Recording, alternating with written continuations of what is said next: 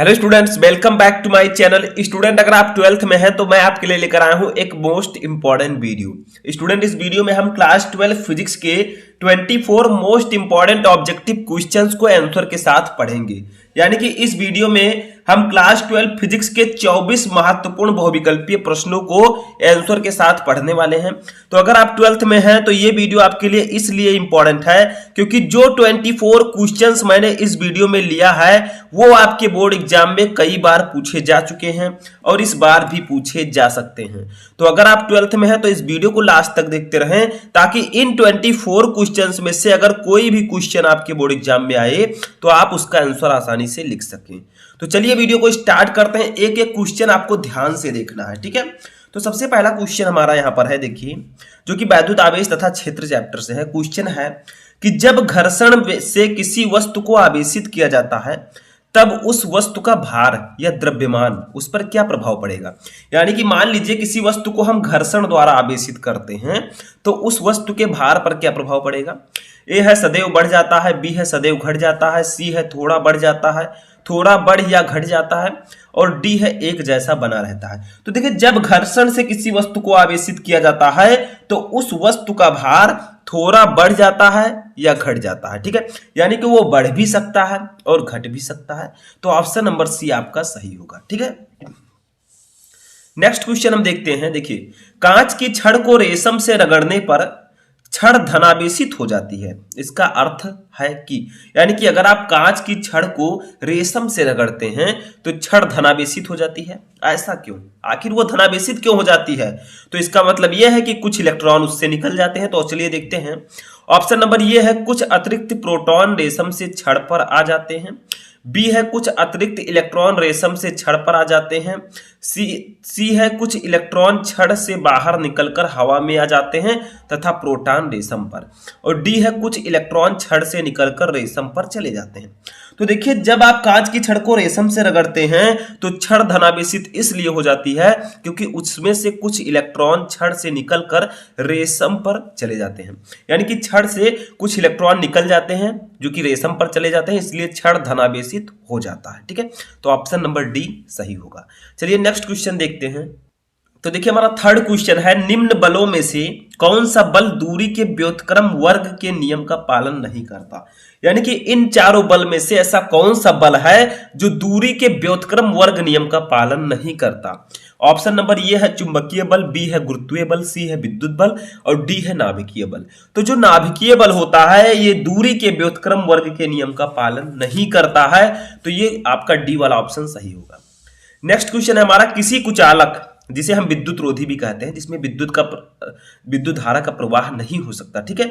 तो किसी कुचालक माध्य का परावैद्युतांक क्या हो सकता है। यानी कि किसी कुचालक या विद्युत रोधी का परावैद्युतांक कितना होता है, ठीक है। ए है -3, बी है 0, सी है 0.7 और डी है 6। तो इसका राइट आंसर होगा ऑप्शन नंबर डी 6, ठीक है। किसी कुचालक या विद्युत रोधी का माध्य का परावैद्युतांक 6 हो सकता है, ठीक है। तो ऑप्शन नंबर डी सही होगा। नेक्स्ट क्वेश्चन हमारा है, विद्युत क्षेत्र की तीव्रता का मात्रक है। यानी कि विद्युत क्षेत्र की तीव्रता का मात्रक क्या होता है। तो देखिए, ये मैं आपको ऑलरेडी बता चुका हूं, आपको पता होना चाहिए विद्युत क्षेत्र की तीव्रता क्या होती है।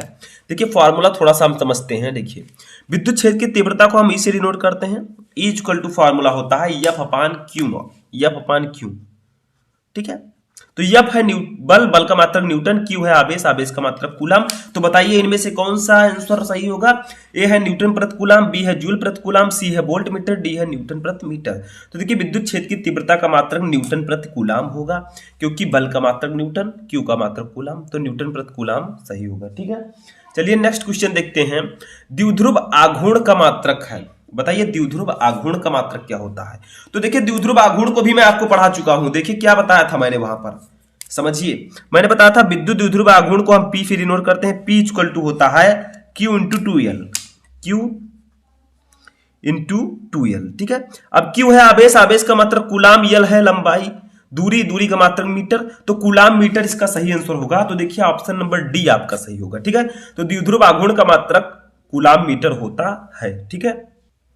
चलिए नेक्स्ट क्वेश्चन देखते हैं। 7 नंबर, अणु जिसका द्विध्रुव आघूर्ण 0 है। बताइए इनमें से कौन सा अणु है जिसका द्विध्रुव आघूर्ण 0 है। ए है H2O, बी है HCl, सी है O2, डी है NH3। यानी कि ये है जल, बी है हाइड्रोक्लोरिक एसिड, ठीक है, सी है ऑक्सीजन, डी है अमोनिया, ठीक है। तो इसमें से जो ऑक्सीजन है इसका द्विध्रुव आघूर्ण शून्य है। इन चारों में से जो ऑक्सीजन है इसका द्विध्रुव आघूर्ण शून्य है, तो ऑप्शन नंबर सी सही होगा, ठीक है। चलिए नेक्स्ट क्वेश्चन देखते हैं। तो देखिए 8 नंबर क्वेश्चन हमारा है कि विद्युत क्षेत्र ई में पी आघूर्ण वाले द्विध्रुव पर लगने वाला बल आघूर्ण है। यानी कि विद्युत क्षेत्र ई में पी आघूर्ण वाले द्विध्रुव पर लगने वाले बल आघूर्ण का फॉर्मूला क्या होगा। तो मैंने आपको बताया था, यहां पर ध्यान दीजिए थोड़ा सा, मैंने आपको बताया था कि द्विध्रुव आघूर्ण जो होता है, ठीक है, क्या बल आघूर्ण जो होता है उसको हम लोग टाउ से डिनोट करते हैं। टाउ इक्वल टू होता है पी ई साइन थीटा, ठीक है। तो यहां पर जो आपका ऑप्शन होगा पी ई साइन थीटा, तो यहां पर कौन सा सही होगा, देखिए ए है पी डॉट ई, बी है शून्य, सी है पी क्रॉस ई, डी है पी अपान ई। तो इसका राइट आंसर होगा option number C P cross E, यानी कि पी गुणे ई जो होगा ये सही आंसर होगा, ये बल आघूर्ण है, ठीक है। तो ऑप्शन नंबर सी आपका सही है, ठीक है, ठीक है। तो जो विद्युत क्षेत्र ई में पी आघूर्ण वाले द्विध्रुव पर लगने वाला जो बल आघूर्ण टाउ होगा वो पी क्रॉस ई के बराबर होगा। नेक्स्ट क्वेश्चन हमारा है कि वैद्युत फ्लक्स का मात्रक है। बताइए इनमें से कौन सा वैद्युत फ्लक्स का मात्रक है। ए है वोल्ट प्रति मीटर, बी है न्यूटन प्रति कूलम, सी है न्यूटन मीटर स्क्वायर प्रति कूलम, डी है वोल्ट मीटर। तो देखिए इसमें से जो ऑप्शन नंबर सी है न्यूटन मीटर स्क्वायर प्रति कूलम, ये वैद्युत फ्लक्स का मात्रक है। तो 9 का सी वाला ऑप्शन सही होगा, ठीक है। नेक्स्ट क्वेश्चन देखते हैं कि धातु के आवेशित गोले के पृष्ठ से गोले के केंद्र की ओर जाने पर विद्युत क्षेत्र, यानी कि धातु के आवेशित गोले के पृष्ठ से अगर हम गोले की केंद्र की ओर जाएं तो उसके विद्युत क्षेत्र पर क्या प्रभाव पड़ेगा, ठीक है। मान लीजिए कि कोई आवेशित गोला है धातु का, ठीक है, उसके पृष्ठ से मान लीजिए, यहां पर मैं बना देता हूं, ये देखिए, मान लीजिए कोई आवेशित गोला है, ठीक है। अब इसके पृष्ठ से, जो इसका पृष्ठ है, इससे हम गोले की केंद्र की ओर जाएं, ठीक है, तो विद्युत क्षेत्र पर क्या प्रभाव पड़ेगा। ए है बढ़ता है, बी है घटता है, सी है सर्वत्र शून्य रहता है, डी है उतना ही रहता है जितना पृष्ठ पर है। तो इसका राइट आंसर होगा ऑप्शन नंबर सी, सर्वत्र शून्य रहता है। यानी कि अगर धातु के आवेशित गोले के पृष्ठ से हम गोले के केंद्र पर जाएं तब भी उसका विद्युत क्षेत्र शून्य रहेगा, ठीक है। नेक्स्ट क्वेश्चन हमारा कि विद्युत विभव का मात्रक है। अब ये तो शायद आप लोगों को पता हो कि विद्युत विभव का मात्रक क्या होता है।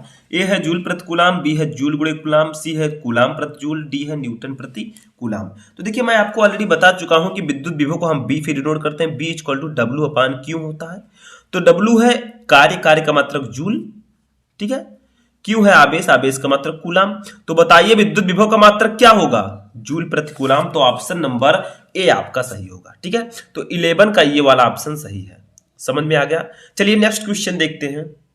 तो देखिए हमारा नेक्स्ट क्वेश्चन है 12 नंबर कि 1 इलेक्ट्रॉन वोल्ट ऊर्जा का मान है, यानी कि 1 इलेक्ट्रॉन वोल्ट ऊर्जा की वैल्यू कितनी होती है, 1 ईवी, ठीक है, इसकी वैल्यू कितनी होती है, बहुत इंपॉर्टेंट है। ए है 9.1 इंटू 10 के पावर माइनस 19 जूल, बी है 1.6 इंटू 10 के पावर माइनस 19 जूल, सी है 1.6 इंटू 10 के पावर माइनस 31 जूल, और डी है 9.1 इंटू 10 के पावर माइनस 31 जूल। तो 1 electron volt is equal to 1.6 into 10 के पावर माइनस 19 जूल होता है।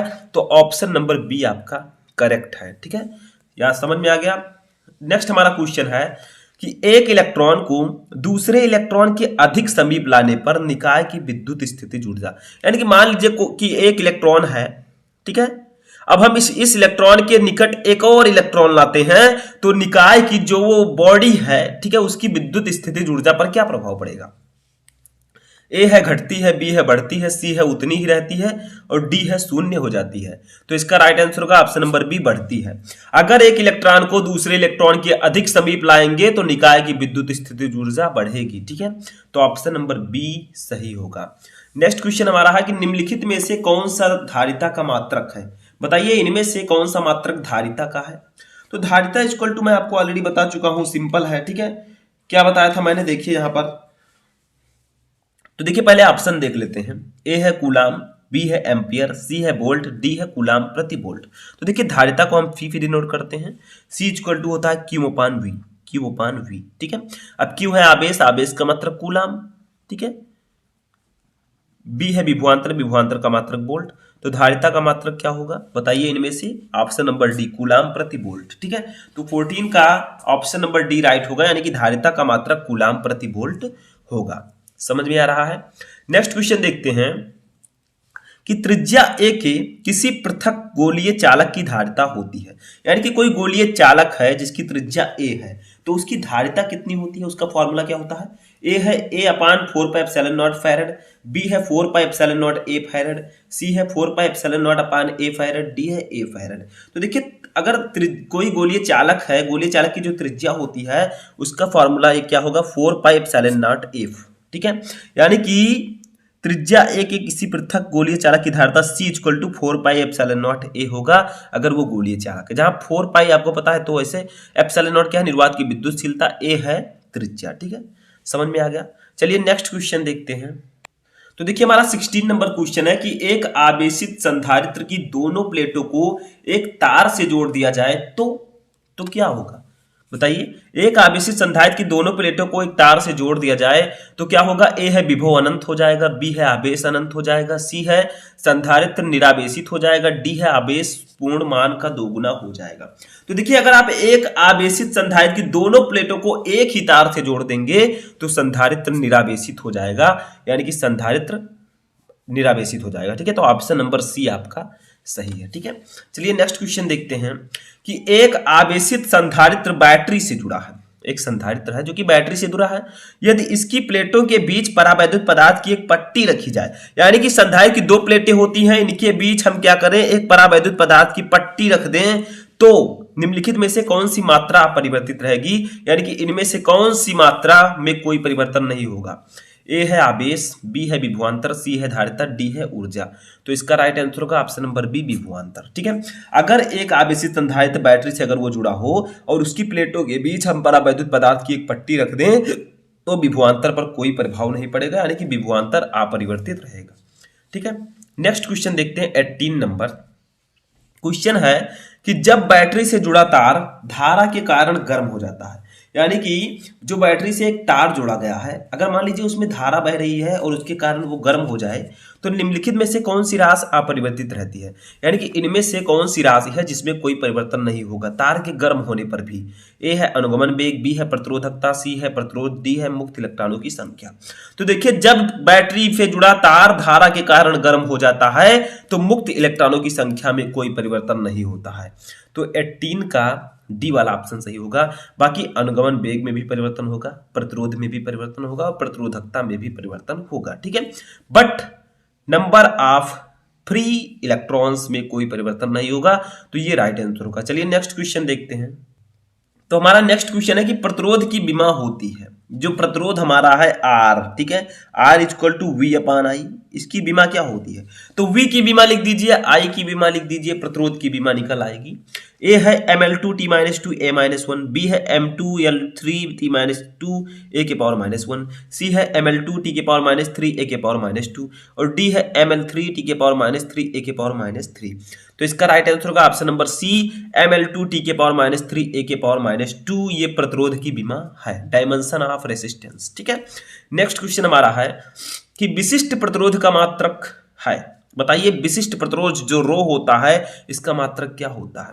तो रो = RA/L। ठीक है, अब R है प्रतिरोध, प्रतिरोध का मात्रक ओम, A है क्षेत्रफल, क्षेत्रफल का मात्रक मीटर स्क्वायर, L है लंबाई, लंबाई का मात्रक मीटर। तो मीटर स्क्वायर से मीटर कैंसिल हो जाएगा तो बचेगा ओम मीटर। तो A है ohm inverse metre inverse, B है ओम इनवर्स मीटर, C है ओम मीटर इनवर्स, D है ओम मीटर। तो ऑप्शन नंबर डी सही होगा, ओम मीटर। यहां पर ओम सेंटीमीटर भी लिखा आ सकता है। ठीक है, तो आपको ध्यान देना है, वो मीटर का शॉर्ट फॉर्म है। नेक्स्ट क्वेश्चन हमारा है कि विशिष्ट चालकता का मात्रक जो सिग्मा है इसका मात्रक क्या होता है। ए है ओम मीटर, बी है ओम मीटर इनवर्स, सी है ohm inverse metre inverse, D है ओम इनवर्स मीटर। तो इसका राइट आंसर होगा option number C ohm inverse metre inverse. अब ओम इनवर्स मीटर इनवर्स होगा क्यों, देखिए सिग्मा = होता है 1/ρ, यानी कि विशिष्ट प्रतिरोध की व्युत्क्रम को विशिष्ट चालकता कहते हैं। अब रो का मात्रक मैंने ऊपर बताया ओम मीटर, ओम मीटर। ठीक है, अब जब हम ओम मीटर को ऊपर ले जाएंगे तो सिग्मा का मात्रक निकल आएगा। तो क्या हो जाएगा, ऊपर जाएगा तो ये हो जाएगा ohm metre, ohm inverse metre inverse. ठीक है, तो वही मैंने बताया, सी वाला ऑप्शन आपका सही होगा। तो याद रखिएगा, विशिष्ट प्रतिरोध के व्युत्क्रम को विशिष्ट चालकता कहते हैं। तो विशिष्ट प्रतिरोध का हम मात्रक लिखेंगे, इसको ऊपर ले जाएंगे, ये हमारा आंसर आ जाएगा। ठीक है, नेक्स्ट क्वेश्चन हमारा है, किसी चालक की प्रतिरोधकता व चालकता का गुणनफल निर्भर करता है। यानी कि कोई चालक है, उसकी प्रतिरोधकता एवं चालकता का गुणनफल किस पर निर्भर करता है? ए है काट क्षेत्रफल पर, बी है ताप पर, सी है लंबाई पर, डी है किसी पर नहीं। तो देखिए, किसी चालक की प्रतिरोधकता व चालकता का गुणनफल जो है वो निर्भर करता है इनमें से किसी पर नहीं। ना वो काट क्षेत्रफल पर निर्भर करता है, न टेम्परेचर पर निर्भर करता है, न लेंथ पर निर्भर करता है, वो किसी पर भी निर्भर नहीं करता है। तो ऑप्शन नंबर डी आपका राइट होगा। नेक्स्ट क्वेश्चन देखते हैं, विभवमापी की सहायता से निम्न में से किस राशि को नहीं मापा जा सकता है? बताइए, इनमें से कौन सी राशि है जिसको हम विभवमापी की सहायता से नहीं नाप सकते? ए है सेल का विद्युत वाहक बल, बी है धारा, सी है प्रतिरोध, डी है धारिता एवं स्वाप्रेरकत्व। तो देखिए, इसका राइट आंसर होगा ऑप्शन नंबर डी। 23 का ऑप्शन नंबर डी राइट होगा। यानी कि विभवमापी की सहायता से हम धारिता एवं स्वाप्रेरकत्व को नहीं माप सकते, बाकी सबको माप सकते हैं। ठीक है, तो ऑप्शन नंबर डी आपका सही होगा। चलिए लास्ट क्वेश्चन देखते हैं, 24 नंबर। तो 24 नंबर क्वेश्चन है कि विभवमापी के तार का प्रतिरोध ताप गुणांक होता है। यानी कि जो विभवमापी होता है उसके तार का प्रतिरोध ताप गुणांक कितना होता है? ए है कम, बी है अधिक, सी है नगण्य, डी है इनमें से कोई नहीं। तो देखिए, विभवमापी के तार का प्रतिरोध ताप गुणांक नगण्य होता है। ठीक है, यानी कि बहुत ही कम। समझ में आया? तो ये आई होप कि आप लोगों को ये 24 ऑब्जेक्टिव क्वेश्चन समझ में आ चुके होंगे। कमेंट बॉक्स में बताएं कि इनमें से कितने क्वेश्चन आपको पहले से पता थे।